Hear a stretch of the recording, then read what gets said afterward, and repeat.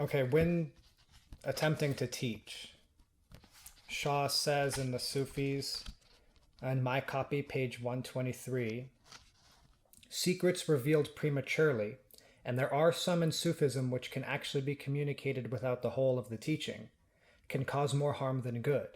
Unless the recipient is prepared, he can misuse the power of which the Sufis are guardians. And then Saudi explains this a bit more. Um, Let's hear the Saudi, please. sure. Saudi explains this in a story which overtly is little more than the amplification of a well worn proverb. A man had an ugly daughter. He married her to a blind man because nobody else would have her.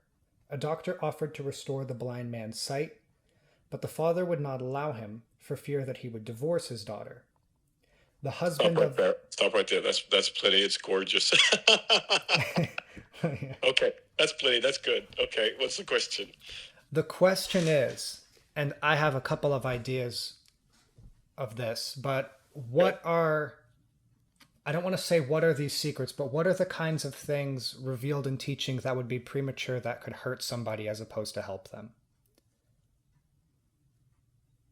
There's quite a few of those. As you can imagine, it's not the kind of thing that we discuss in public in general, unless except to warn people that there are things like this.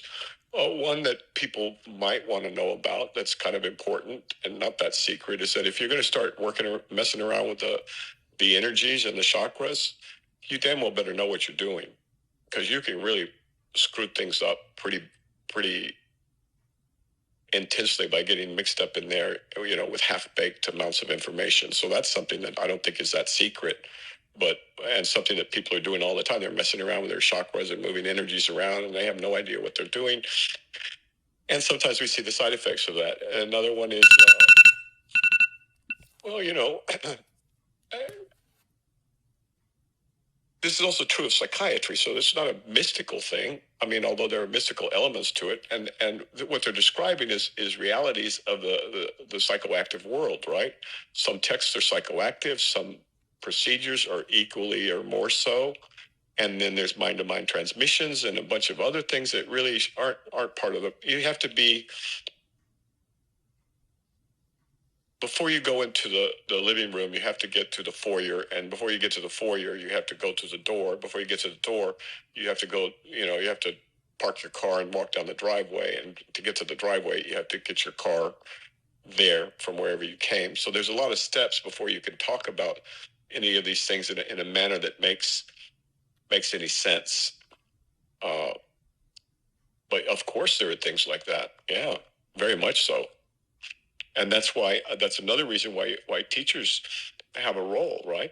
Or coaches or whatever. And that's why we have lamas and sheiks and people that you can. I mean, it's possible to do it on one's own by oneself.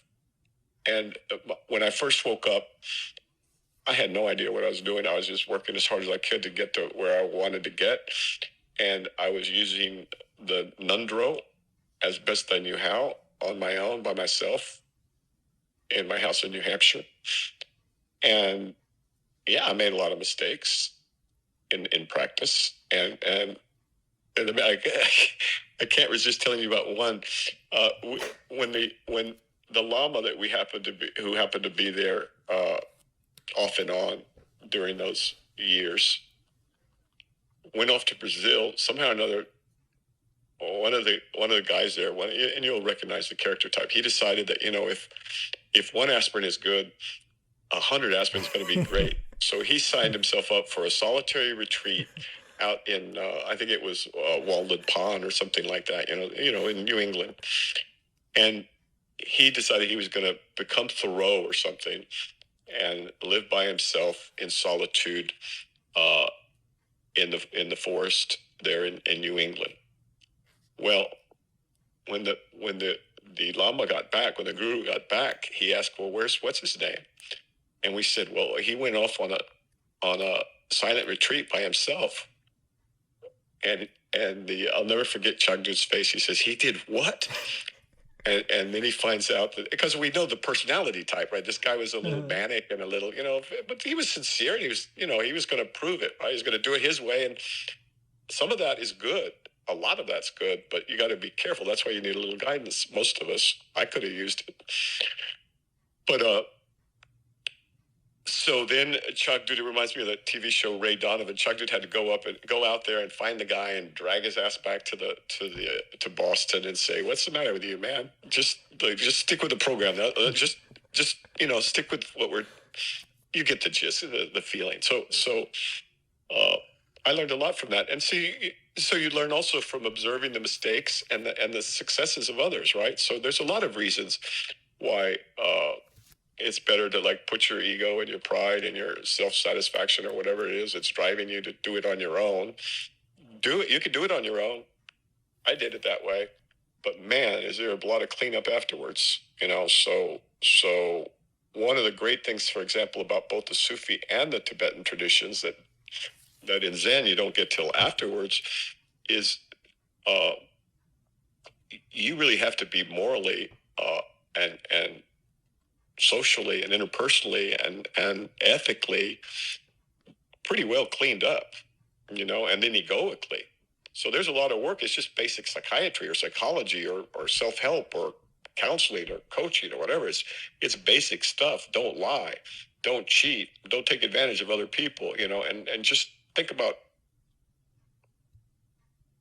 who you are, where you come from, where you're going, and what all this is about. A lot of people have never done that, poor things. And from the perspective of, as you know, from the perspective of people who do know, that's very sad, They used up their one opportunity, this priceless opportunity that we have. Only humans can get enlightened. And machines, there's a lot of fun being had imagining these intelligent machines and so on and so forth. Well, they may be able to do everything our minds can do. That's the small m mind. They can't get to big mind because they can't be conscious. And so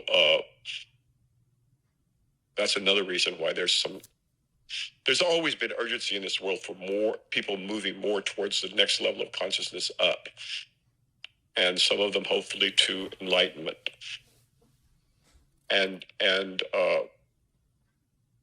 But now, the speed at which the technology and the means by which to spread and communicate not just the theology, but the technology of these magnificent psychoactive structures that have been perfected over millennia. We're idiots if we do not